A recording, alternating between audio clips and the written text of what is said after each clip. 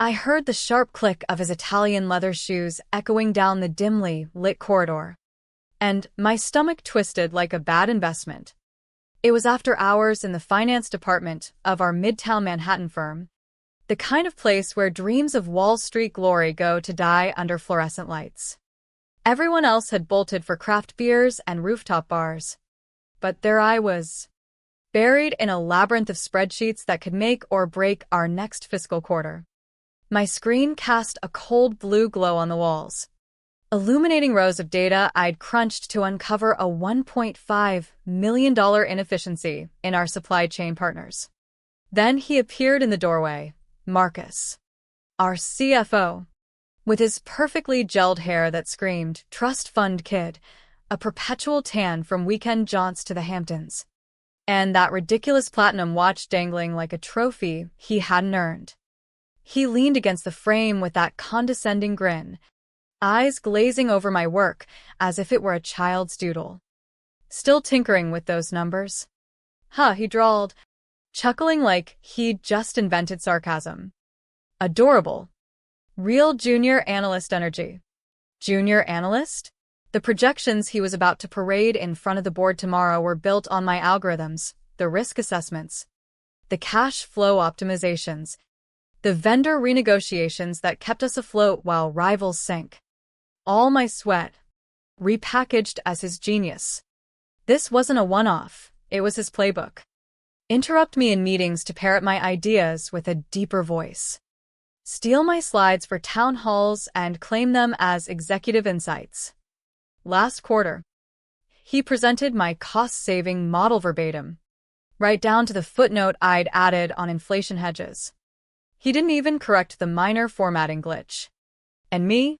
I just nodded, forced a smile, let it slide like rain off a skyscraper window.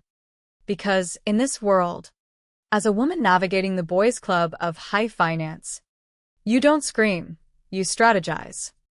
You document every slight, every theft, and you wait for the market to turn. That's when the folder landed on my desk with a thud, like he was discarding yesterday's news. Bonus forms, he muttered, not bothering to look up from his phone. Finance exceeded targets. Sign off on it. No gratitude. No eye contact, just that dismissive flick of his wrist. I flipped it open. Standard legalese. A pre-filled bonus amount that was decent, but far short of what my contributions warranted. I could picture him tomorrow, boasting to the execs about his team's overperformance while I faded into the background. And that's when the spark ignited, not a blaze, but a slow-burning ember I'd nursed for years, deep in the company's ancient bylaws. Forgotten like an old stock certificate in a safe deposit box, was a clause from our startup days back in 2012, when the firm was just a handful of coders and number crunchers sharing a WeWork space in Brooklyn. Equity was doled out freely to founding contributors via simple acknowledgments. The discretionary equity grant provision allowed any C-suite exec to sign off on shares for key performers, binding upon signature and enforceable during liquidity events. It was never revoked, just buried under layers of updated policies.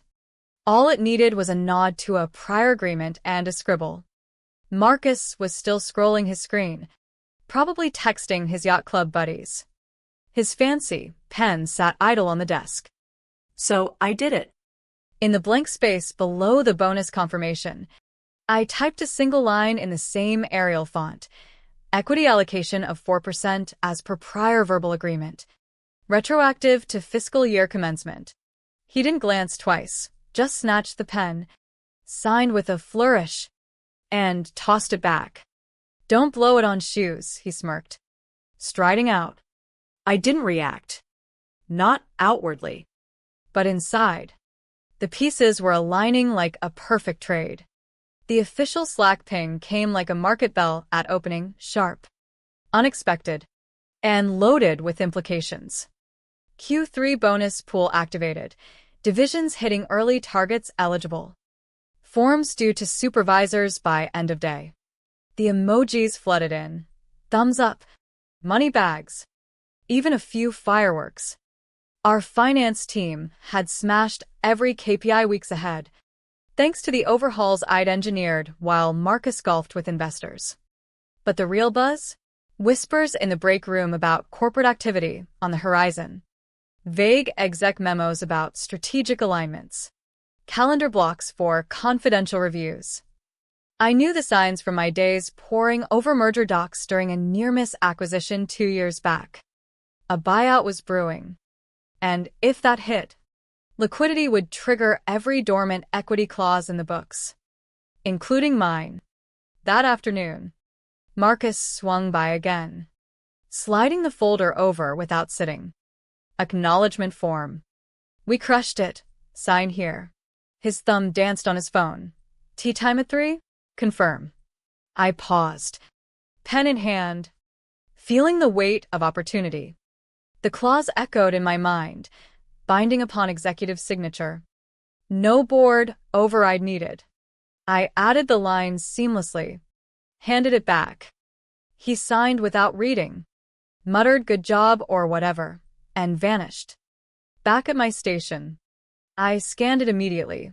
High-res PDF. Uploaded to secure drives.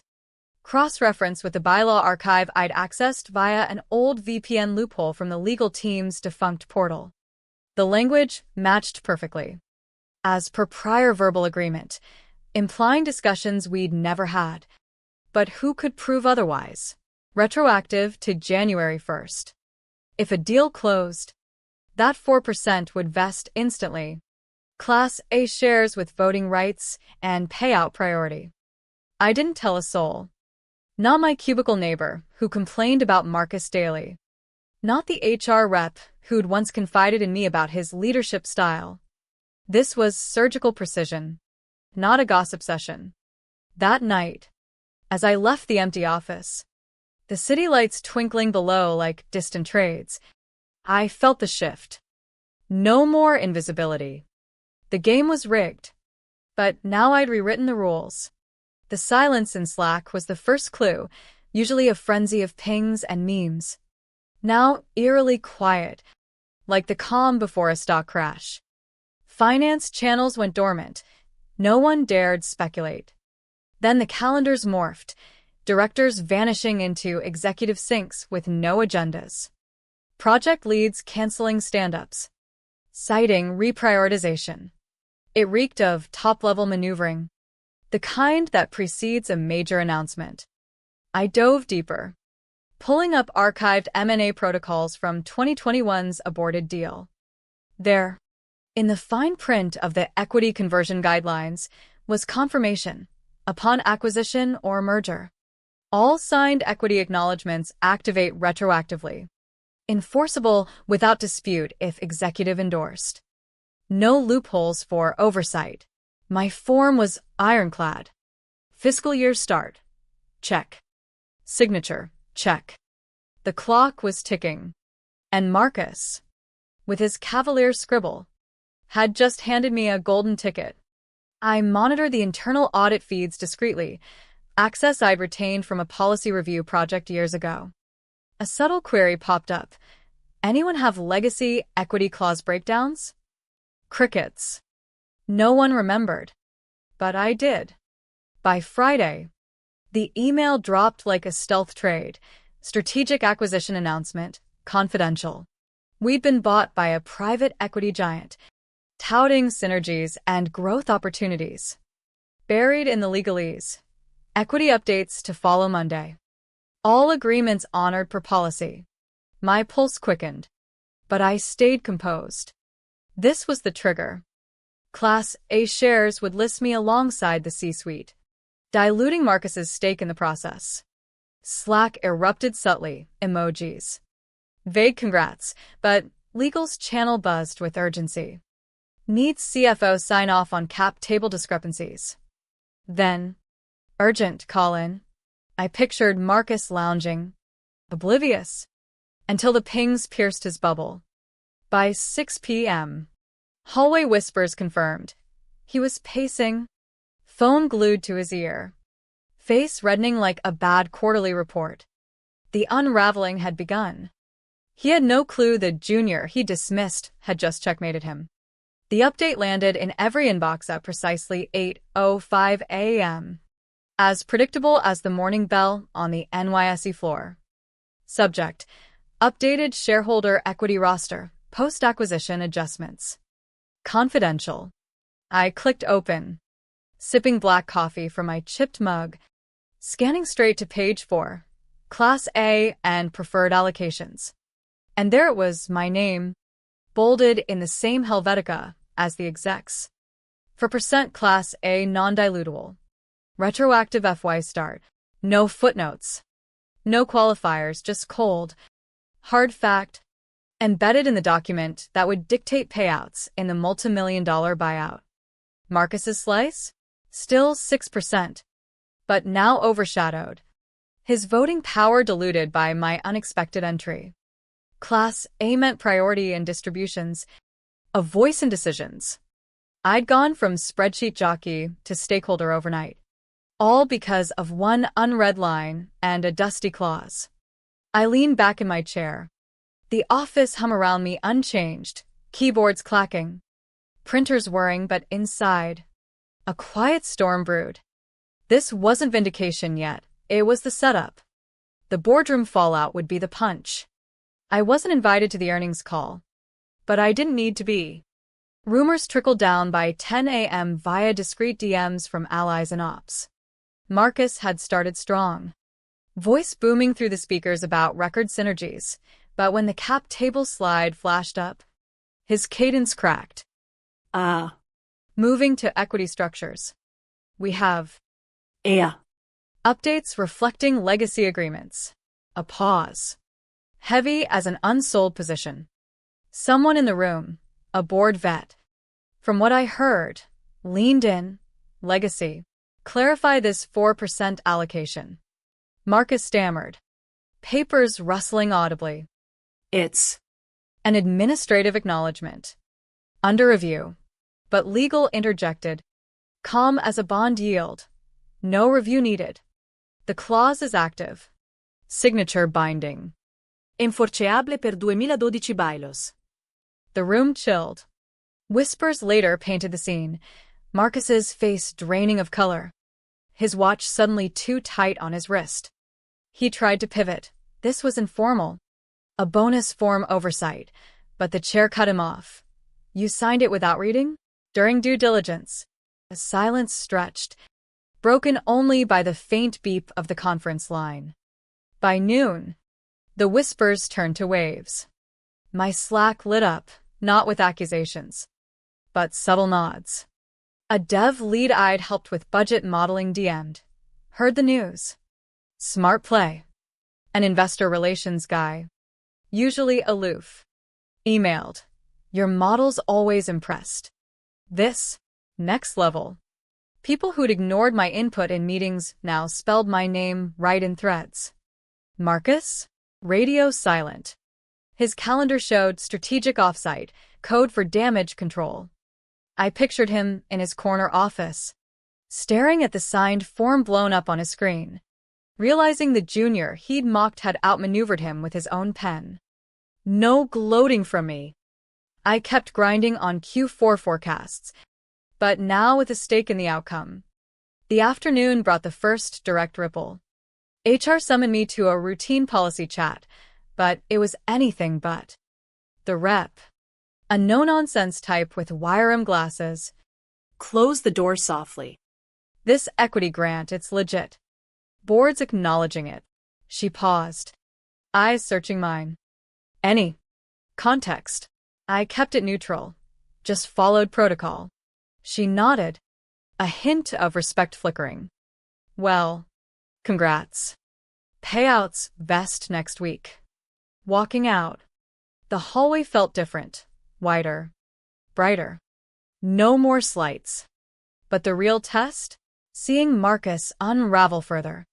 By close of business, legal had looped in external counsel. Emails leaked, dispute potential low, clause ironclad. He was clawing water. But the current was too strong. That evening, as rain slicked the Manhattan streets, I walked home without an umbrella, letting the drops hit like tiny victories. The game had flipped, and I held the winning hand. Tuesday dawned with a tension thick as fog over the Hudson. The office buzzed, but not with usual chatter. Eyes darted. Voices hushed. Marcus's door stayed shut. Blinds drawn. A do not disturb aura radiating. I focused on my screen, refining a valuation model for the post-buyout structure. But my mind replayed the clause's wording, binding upon executive acknowledgement. No intent requirement. It was poetry in legalese. A relic from when the company valued grit over golf handicaps. Mid-morning, a board assistant pinged me. Quick sync, equity details. I joined Zoom, facing 3 stone-faced suits. Walk us through the form, one said. I did, calm, factual, omitting the years of slights that fueled it. Signed as per discretionary provision. They nodded. One even smirking. Thorough. Appreciate the diligence. By lunch, the cap table was recirculated. My stake cemented. Whispers evolved. She played him like a derivative. Marcus emerged briefly, face drawn, avoiding eye contact in the elevator. His swagger? Shattered. That afternoon, an all-hands memo dropped. Leadership transitions underway. Subtext: fallout incoming. I didn't celebrate outwardly, just ordered takeout Thai, savoring the spice like sweet revenge. The pieces were falling, and I'd orchestrated the board. Wednesday hit like a volatility spike. Marcus's unraveling went public. Well, office public. A leaked memo from legal. No grounds for reversal, executive oversight confirmed. He stormed a hallway huddle. Voice raised. This is entrapment. But eyes rolled. Sympathy waned. I'd become the underdog hero, fielding quiet high fives in the kitchen. An investor DM'd. Board's impressed. Future discussions. Power shifted subtly. Doors opening. By Thursday, his offsite extended. Rumors of resignation swirled. I attended my first stakeholder briefing. Voice steady as I presented forecasts. Nods all around. Friday sealed it. Payout wires confirmed. My account swelled. But the real win? Watching the system correct itself. Marcus's hubris. My patience, the ultimate trade. The quarterly stakeholder meeting loomed like a high-stakes earnings report, held in the glass-walled penthouse conference room with views of Central Park stretching like a green portfolio below. Normally, I'd be lucky to get a listen-in link from the back office, but this time, the agenda email listed me explicitly. Equity review segment guessed my name. No fanfare. Just my presence required among the suits who'd long treated me like an algorithm. Not a player. I arrived early, opting for a tailored blazer over my usual cardigan, stepping into the room with the calm of someone who'd already won the trade. The air hummed with low murmurs, board members flipping tablets, investors sipping espresso. Eyes flicked my way, some curious, others appraising. One chair pulled back slightly as I approached. I took a seat mid-table, not hiding in the shadows. Marcus entered last. Thai askew. Eyes shadowed like a bad night's P&L review. He avoided my gaze, settling at the head with forced poise. The call ticked off with market overviews. Synergy's post-buyout droning on. Then, the pivot. Now, to updated cap structures. The projector hummed. Slide advancing to the pie chart, blues and grays slicing the company. Marcus's voice cracked slightly. As you see, adjustments reflect legacy provisions. His finger hovered over my name. This 4% allocation stems from a signed acknowledgement under discretionary bylaws. A board member, silver-haired and sharp-eyed, interjected. Elaborate on the signing process. Marcus shifted. Standard form. Bonus related. but the room sensed the dodge. Legal chimed in, fully binding. No irregularities. Murmurs rippled. I stayed silent, letting the document speak. An investor leaned forward. Impressive foresight from the analyst's side. Nods followed. Marcus's jaw tightened, his watch glinting under the lights like a reminder of what he'd lost. The meeting wrapped with polite claps. Handshakes gravitated toward me. One board vet gripped my hand. Welcome to the table. Marcus slunk out. Shoulders slumped. In the hall, passing the spot where he'd once dismissed my work as cute, I paused. The echo of his words faded, replaced by the weight of my new reality. Power wasn't loud, it was precise, patient, and now mine. The days blurred into a whirlwind of post-acquisition integrations, but the undercurrent was Marcus's slow fade. His emails grew terse. Meetings rescheduled. Rumors peaked. He's negotiating an exit. I dove into new roles, advising on merger synergies. My input suddenly gold. A promotion floated. Senior director? I weighed it. But the equity was the real crown. One evening, as twilight painted the skyline, HR called. Payout processed. Congrats. The sum hit, life-changing. But the thrill was in the correction. Hubris toppled by oversight. Friday's all-hands was the climax. CEO announced, leadership evolution, Marcus stepping into advisory. Euphemism for ousted. Eyes met mine across the room, his flickered with defeat. I nodded once, neutral. Final. Walking out. The city pulsed below. I'd turned invisibility into inevitability. But was it justice? Or just the market's cruel balance? The question lingered like an open position. Over the weekend, reflections hit hard. Rain drummed against my apartment window as I scrolled old emails, years of stolen credit. Belittling jabs. The clause wasn't revenge, it was reclamation.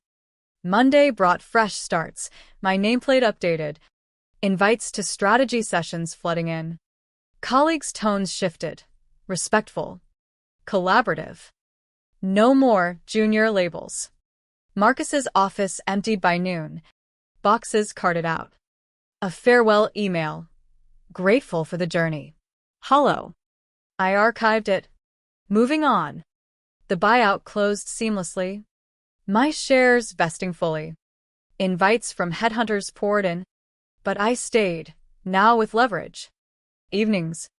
I'd stare at the skyline, pondering, in a world of cutthroat climbs. Does patience always pay? Or was this a rare win against the rigged game? The ambiguity haunted. A moral footnote to my ascent. Yet, in the quiet, satisfaction bloomed. I'd rewritten my story, one signature at a time. As weeks turned to months, the company's culture subtly shifted. More voices heard. Fewer egos unchecked. My role expanded, leading teams, shaping policies. The clause? Quietly repealed in a bylaw overhaul. But its echo remained. Marcus surfaced occasionally in LinkedIn updates, consulting gigs. Diminished. I thrived. But the victory's edge dulled with time. Was it empowerment or exploitation? The line blurred, leaving a whisper of doubt amid the triumph. In finance, as in life, every gain carries a hidden cost.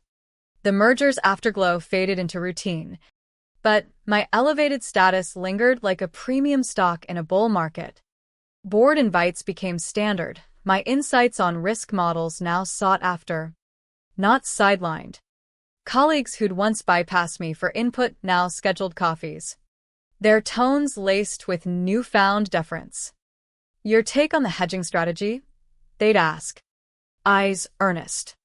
Ide respond measurably. Drawing from the same well of knowledge I'd always had, but now amplified by that 4% stake. It wasn't just money, it was a shield, a voice. Yet, in quieter moments, as I navigated the bustling streets of Midtown, Doubts crept in. Had I crossed into manipulation? The clause was legal. His signature voluntary, albeit careless. But the intent? Mine was calculated.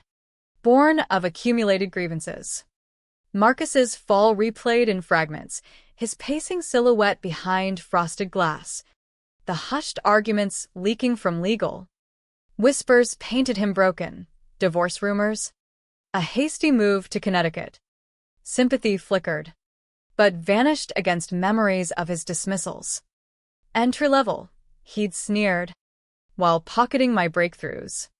Balance restored. I told myself. Spring brought earnings season.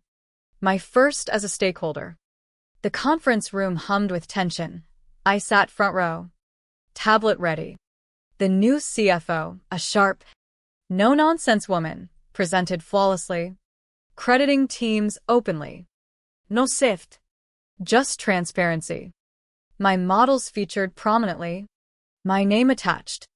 Applause followed. Handshakes targeted me. Pivotal work, the chair said. Outside.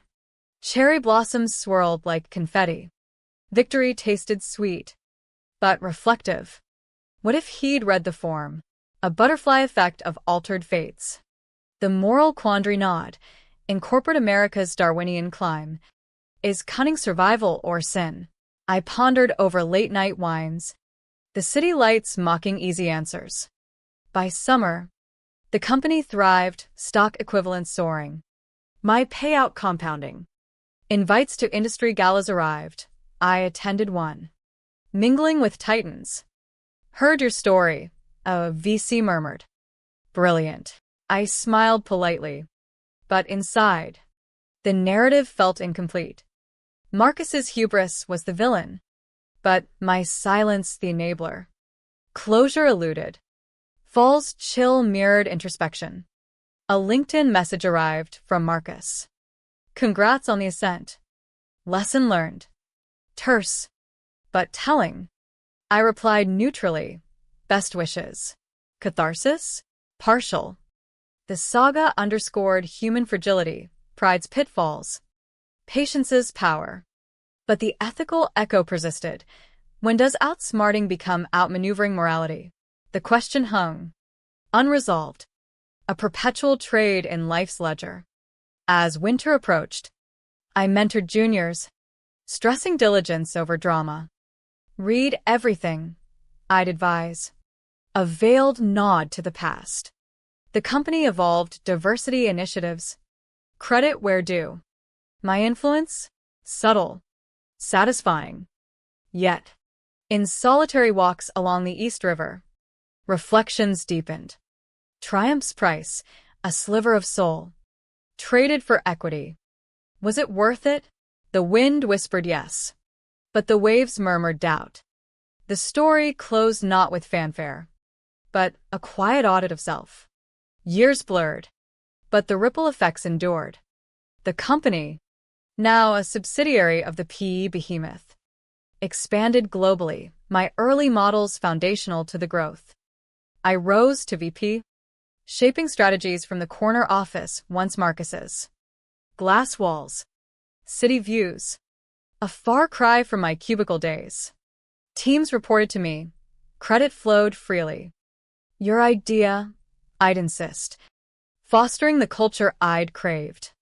Yet, echoes of that signature haunted board meetings, subtle reminders in policy reviews. Tighten discretionary clauses, I'd suggest. Drawing knowing nods. Marcus? Faded into obscurity. His profile stagnant. A mutual contact mentioned him coaching at a community college, finance basics. Ironic. Poetic? Perhaps. Personal life shifted too. Relationships deepened. Travels broadened. Philanthropy in financial literacy. The windfall funded scholarships for underrepresented analysts. Redemption? Partial. But the core question lingered. In a system rewarding the ruthless, is ethical ambiguity the entry fee? I grappled in journals. Therapy sessions. You reclaimed power, my therapist noted. True. But at what internal cost? The narrative, once a blaze of justice, mellowed to embers of reflection. Colleague stories mirrored mine, slights, comeuppances. Inspired by you, one confided. Legacy beyond equity. As retirement whispers neared, I ponder the tale's moral. Hubris invites downfall. Patience engineers it. But beware the victor's shadow, doubt. The silent dividend. In the end, life's balance sheet rarely zeroes out cleanly. Mine? Profitable, yet poignant. A story not of revenge, but recalibration, leaving one to wonder, when the tables turn, who truly wins?